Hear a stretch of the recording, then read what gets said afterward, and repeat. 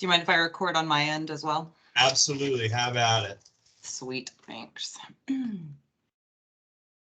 So you do see why I said go Cougs, right? Oh, yeah. So what are you studying? Integrated strategic communication is, they made the journalism and PR degree 1. So PR is what I'm after. And also I have a beagle who is announcing herself right now, so I apologize for that. Not worried about it. Not worried about it. So you wanted to talk today a little bit about what we did as far as the outreach efforts and the homeless encampments that we were experiencing on state land, correct? Correct, if you would be so kind. Well, yeah, go ahead. Oh, no, you go right ahead. I was just going to give you a little bit of background. So the state of Washington, specifically Washington State Department of Transportation, they own multiple parcels of properties in the city of Fife. Formerly, these were all private property ownership, could have been residential, could have been vacant lots, that type of thing. But Department of Transportation came over through years ago with the anticipation of 167 being extended from Puyallup to the Port of Tacoma, purchased those properties, and during probably the last several years, we started seeing an uptick with homeless populations moving into them and occupying those areas. So that's just a little background for you. I mean, it's not something that happened overnight. This has been going on for, several years. That was actually one of my very first questions. So I did talk to Russ Blount, that's how you pronounce it, right? Blount, last week. So he was saying it kind of started as early as 2015, as soon as that land was acquired, and then really ramped up around the pandemic. Is that about the timeline? Yeah, I would say that pandemic and probably just the cost of housing, whether or not that's residential or even apartment rentals or any number of things.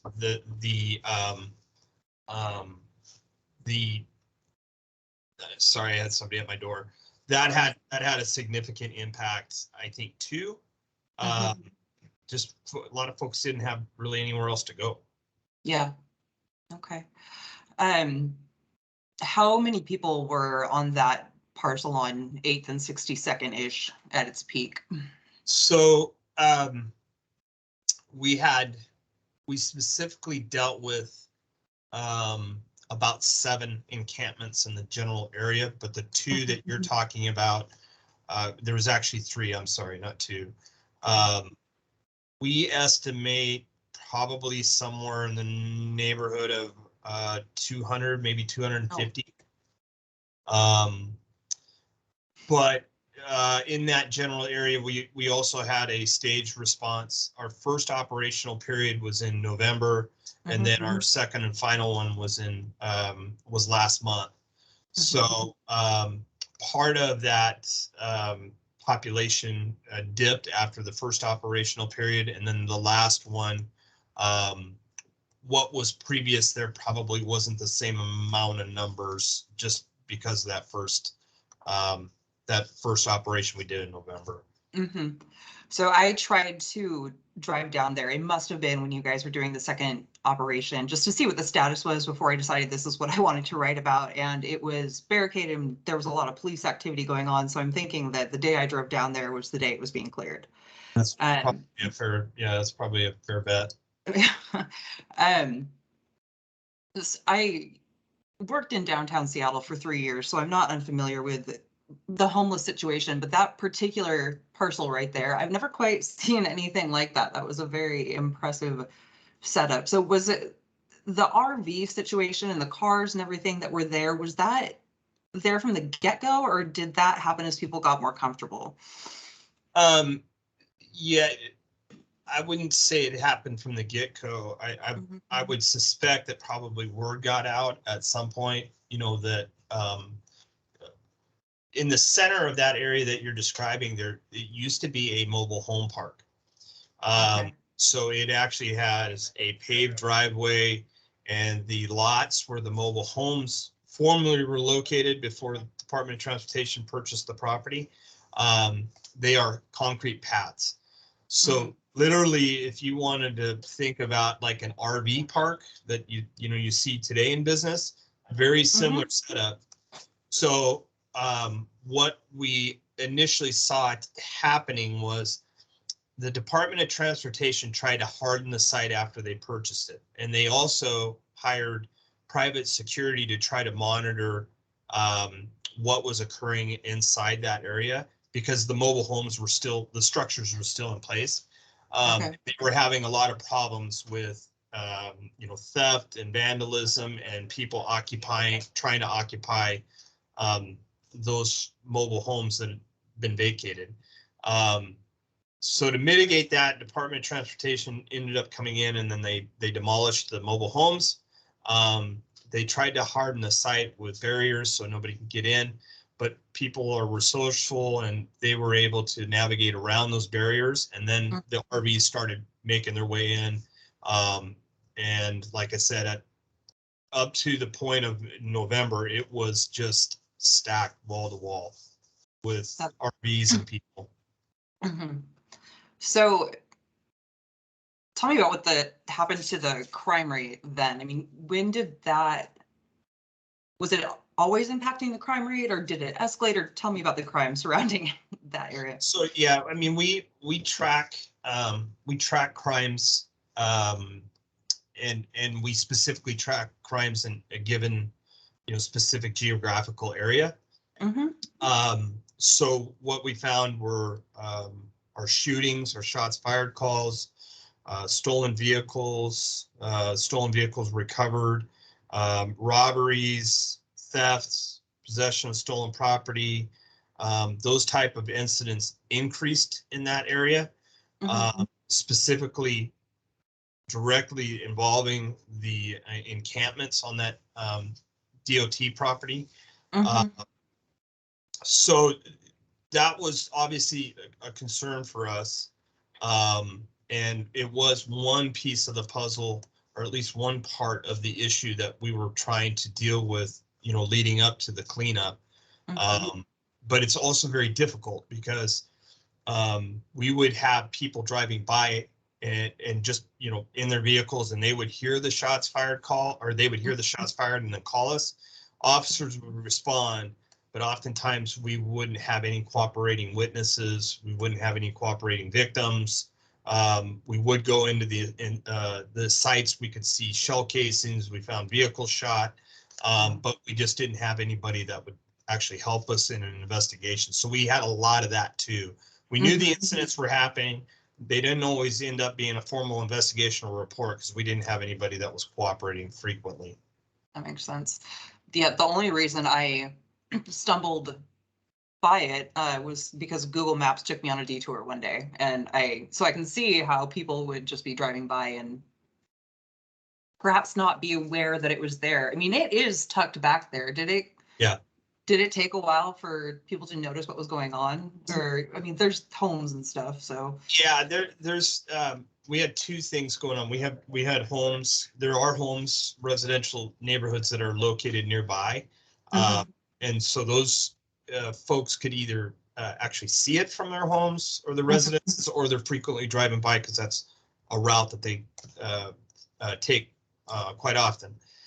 The other one we had is there's a lot of surrounding businesses. I'm guessing as you drove through, you saw the warehouses. We have, a body shop nearby. We have a construction company nearby. So obviously their employees and the business owners and property owners, they're seeing it daily. So they had a lot of concerns over the activity. They were also, we're also finding that they were frequent victims of theft, of trespassing, and their reporting was directed to the occupants of the encampment were coming into their properties and stealing items. Could be, propane bottles, it could be vehicle parts, it could be any number of things. And then they were also reporting seeing them, go back into the homeless areas. So part of those statistics and crime that I'm speaking about are directly related to some police reports that were filed and investigations that, prove there was a nexus between what was happening in those encampments. Sure. Okay. So did you see an impact on the community as outside of crime rates? I mean, morale or community spirit or anything else? Did you see any of it playing out that way? Yeah, I mean, there is, I think there's it's a difficult and it's a very multi-layered issue. Sure. Because when I talk about crime, I need to also, be honest, not everybody in that encampment is a criminal. Oh, of course. Right. So, there's a lot of folks that have gotten there for various reasons. When we talked about housing prices, they might have lost their job, they might have mental health issues, whatever. Sure. So I think it's one of those things that you want to help if you can. You want to provide resources if you can to try to get them out of that situation. But I think community balancing that with also there's obviously impacts too. The crime that I spoke about, there's quality of life concerns that the community has. So yeah, I think the response from the community can be, angry at times, but at the same time, something needs to be done. But we also want something to be something good to come out of this for individuals that have to live in that condition at that property. Yes. So I think that's the best way I can describe it for you. That's perfect. Excuse me. I read an article, and I'm sure all the articles that are out there about the situation in general are from November, from when you're saying that it kind of escalated. One article I read referred to the first effort to clear that area as a possible removal of the encampment. Was it ever? I mean, they were going to build through there. Was it ever a possibility that it wouldn't be removed? No, and that is the whole there's so for that 167 highway expansion, it's going to be built in phases. So the first phase of that is directly correlated to why we had to conduct those outreach efforts and ultimately remove those encampments because of construction. Right. Those other stages are upcoming and there will be soon in the near future. We have other encampments that are also Washington State Department of Transportation properties in the city of Fife that we will have to do this a similar operation that we conducted on 62nd just because of that upcoming construction.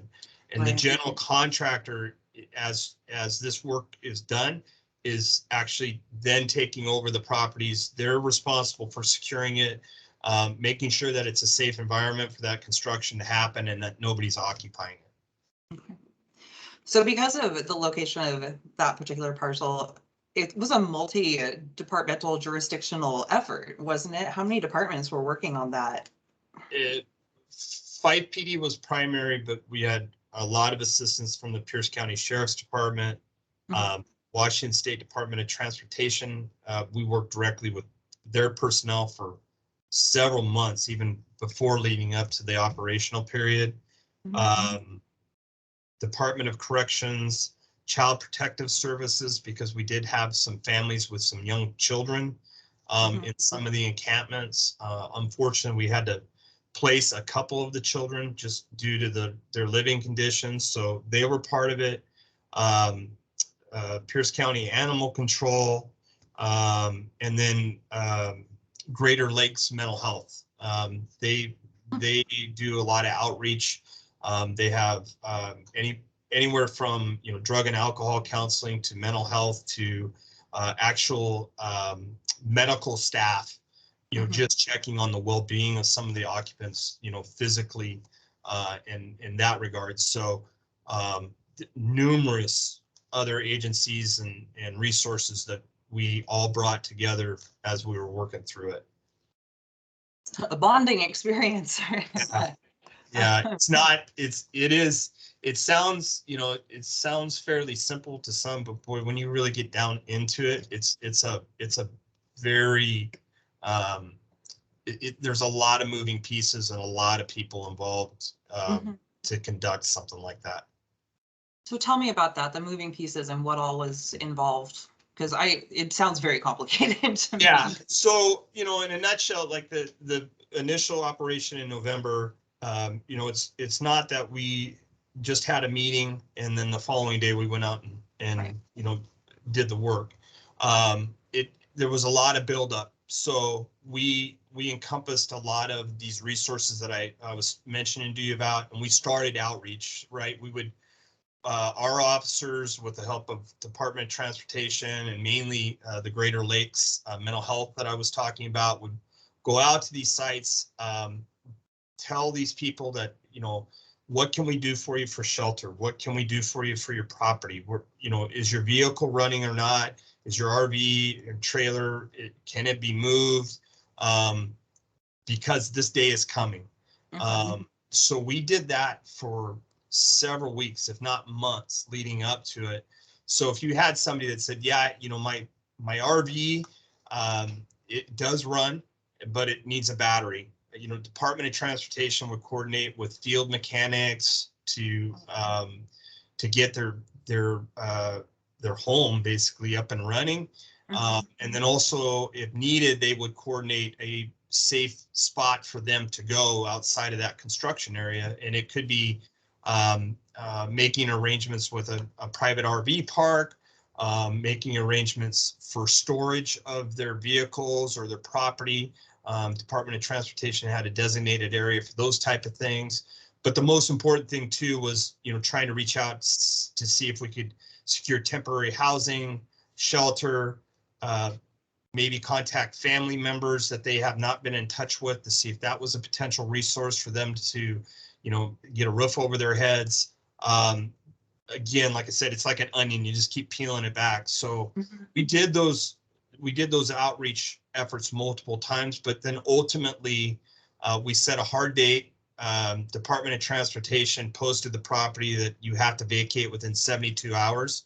So that response that you said you drove by, that's the end result. So when we show up with that police response, along with all of our partners, that is it. I mean, we've been out multiple times. We've talked to the same people multiple times.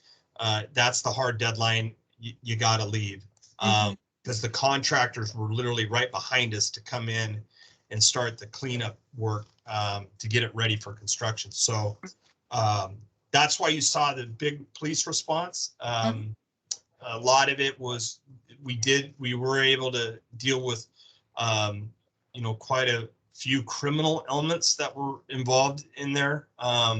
But by the last operation in January, I don't think we had one arrest on the last one.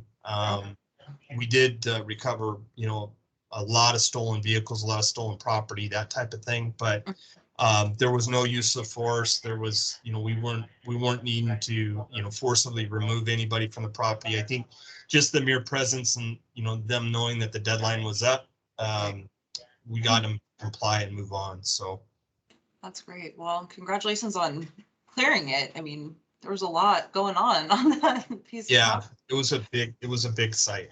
Yeah. So you oversee operations for the Fife Police. So what was your specific role in all of this? Were you in charge of putting the puzzle pieces together?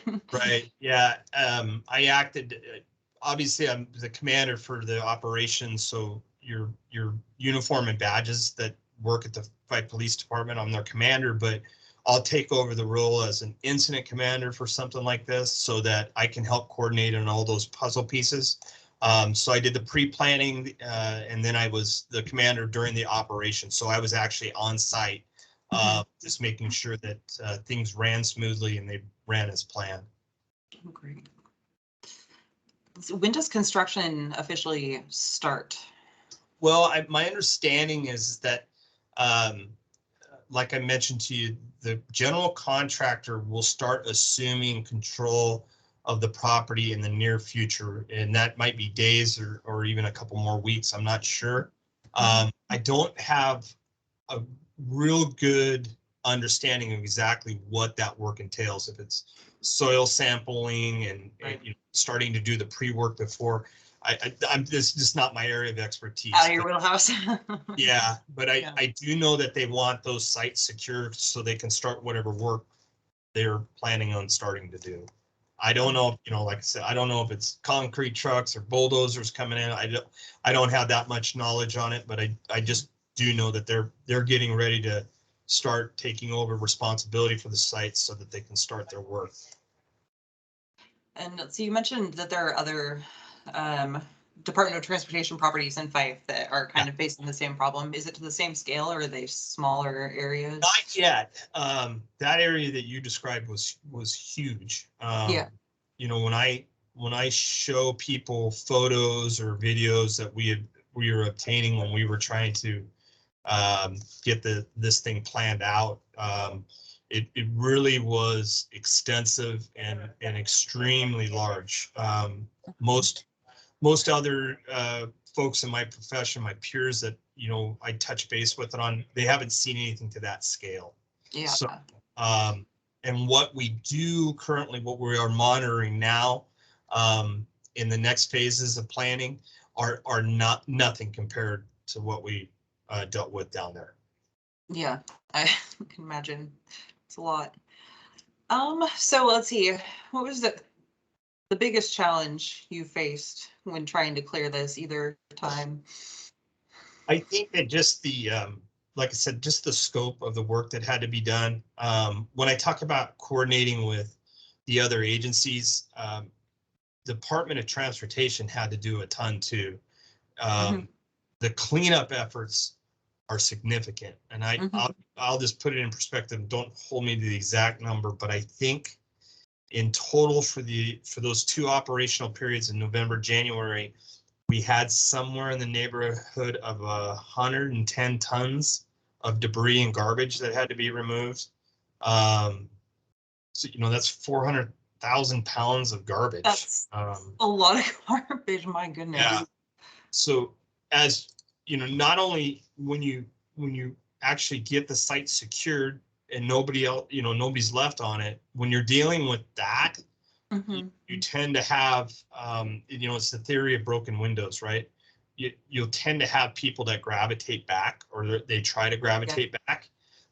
So it incorporates, you know, maintaining diligence on keeping that property vacated, to providing safety for the contractors that are there, that are removing all these debris, burned out vehicles, recovered stolen vehicles, you name it. And then securing that site, and maintaining that security so that we don't have this erupt again. Those are probably the biggest challenges. The, you know, beyond just that operational planning and then executing it, you know, it keeps going, and that's gonna be an ongoing effort until that highway's built. So I think that's probably a big challenge, is that we can't let it come back and let all the work that we've done, you know, go by the wayside. We got to maintain it till that highway's built, for sure. Yeah, that's my next question, whether or not people are trying to come back. So how about biggest successes, or is there a particular story that stands out to you and a positive one? No, you know, the numbers of people that did accept, you know, resources and wraparound services, I think are the success story. You know, giving them at least the opportunity to get themselves out of the hole that they're in, and maybe not have to resort to living in those type of conditions moving forward is obviously a big win. The numbers of those people, I don't have them specifically down, but they weren't as high as I maybe had hoped. But you got to start someplace, you know, and even if it was less than, you know, a dozen, or maybe, you know, a couple dozen, that's better than where we were back in November. So I find that to be a win. There are obviously a lot of folks that refuse, that kind of help or, that kind of outreach. And that's the sad part because, where are they going to go? Yeah. Might not be on that property in Fife anymore, but they're going to end up someplace. And Yeah. how do we overcome that? And that's the $1 million question. The police department serves a role in that problem, but it's only a small role. There's a lot of other things that need to be done to address this. And my hope is that those efforts continue, and maybe next time it isn't a couple dozen that get that help or take that help. Maybe it's more, and we continue to find more permanent solutions than what we're seeing today. Yeah, that's excellent. I think that's all I have. Is there anything you wanted to add to this, or? I don't think so. I think we covered it pretty extensively. I mean, there's a lot of other things we could go down the road, but I don't know if you have time for all of it. I have a time if you would. I'm sure there's aspects that I didn't think of it, so I'm more than welcome any more information. I think the only other thing like I would add is like, when I tell you that, there's multiple layers of it, like when I talked about, the RV that had a dead battery, and, where does that go? You're talking about, not only you're trying to secure temporary housing and shelters and providing mental health assistance and resources, drug and alcohol counseling and medical assistance, but, designating areas that you can store property, right? If they can't get it out, but because that's their worldly possessions, where do you put it? And working with Department of Transportation, take other areas that they have that are secured with fencing, so we can put that property or those RVs in it and secure it, so the individual, they have a chance to get it back and to use it. And it's it's incredibly it's labor intensive. So I think it just kind of goes to the scope of, we're talking about the city of Fife and just one basic operation. You imagine what that looks like for the entire state, in Western Washington. I didn't actually know that offering to store property was a thing that was done. That's commendable. Did people trust that they were going to get those things back? Some people's property and maybe the vehicle, the RVs that they were living in were in just absolute disrepair. I mean, there's nothing you could do about them. They were falling apart. So they unfortunately had to be designated as abandoned, but that wasn't every case. So yeah, there were certain folks that took advantage of that. What the future holds for them and how things turn out is probably still yet to be determined. But probably I would say that was the exception and not the rule. I think that, we were finding folks that were living in an RV that had probably taken it over from somebody else who had taken it over from somebody else who had taken it over from somebody else. And so by that point, the value, could you even put it on a tow truck and move it out, was impossible. It was literally barely hanging on by a thread as it is. So I think that kind of just goes back to the contractor's work and the amount of debris that had to be removed. I can't imagine what the Department of Transportation had to pay to get that done. Oh yeah. So a lot, I would imagine. So those that were still there the last round of clearing, do you know where they ended up, or people who wouldn't accept help, or? Yeah, so normally we anticipate that for those that don't want to accept assistance or help, there's usually some spillover, and that they might end up in some local not residential, but local roadway areas in the city. Oftentimes they'll move to another jurisdiction, neighboring jurisdictions. So one of the things that we also try to do when we're going forward with one of these operations is give those neighboring jurisdictions a heads up of what we're doing, so they're aware that spillover could potentially come into their cities as well. I know that just from my experience that we had a few that had moved just down a couple blocks, but where they were at was right away on the roadway. They couldn't stay there either. We again tried outreach. We again tried to help. Subsequently, they moved on their own. I don't know exactly where everybody went.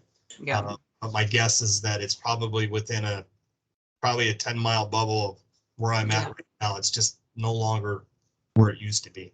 Yeah. That's what I figured. Yeah. So you've been with Fife for 6 years? Is that what I saw somewhere? I got here in 2006. And Oh, so not 6. prior to that, I worked for the city of Lacey, and I actually started at the city of Milton in the late 90s. So, Okay.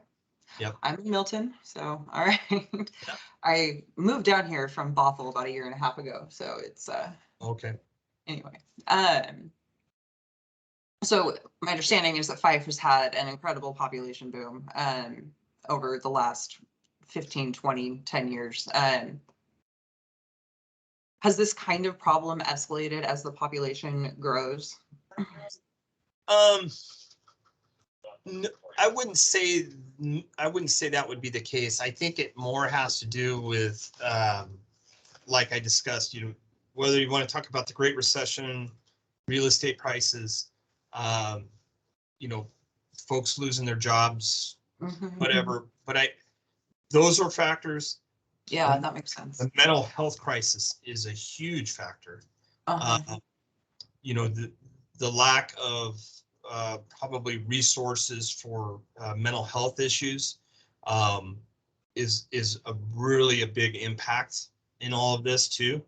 And then I think probably the last piece of that is just the drug and the lack of drug and alcohol, either not services or the willingness to accept treatment, all factor in this problem. And I think that's why, you're not only seeing it in the state of Washington. You can go to Southern California, you can go to the East Coast. It is a nationwide issue. We've tried everything we can to get a solution, or at least do the best we can to mitigate it. But it's a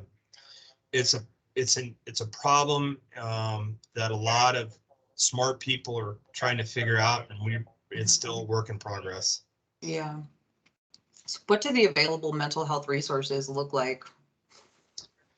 Well, right now, like I did speak about, us utilizing Greater Lakes. We also have a program in Pierce County that's run by the Sheriff's Department. They have embedded co-responders with deputies that the city of Fife and in any jurisdiction in Pierce County can utilize. We also have a facility in Fife that is a mental health institution that we also utilize. But from my experience, and I'm not sure which level needs to improve, whether it's local, regional, or even state, or even national. I have seen more people in mental health crisis out on the street than I ever have in my whole career. So really? Yeah. And what can I equate that to? The only thing I can say is we just don't have enough pieces in place that, that are beyond law enforcement that can help deal with that, because it's just spilling out into the public. And oftentimes we are the ones that are kind of the last ditch effort to try to mitigate it and help with it. So yeah, I'm not sure what the answer is on that one either. Fair. It's, yes, to use your language, it is layered. It's layered. Yeah. Yeah. So Great. Well, sir, I think again, we've gone through my list of questions, but I do have time if you would like to discuss anything else. I think we're good, but if you got something that comes up, you have my contact info, so feel free to reach out. Okay, thank you so much for taking the time to do this. All right. Good luck with everything. Oops. Go Cougs. Thanks. Have a good night. You too.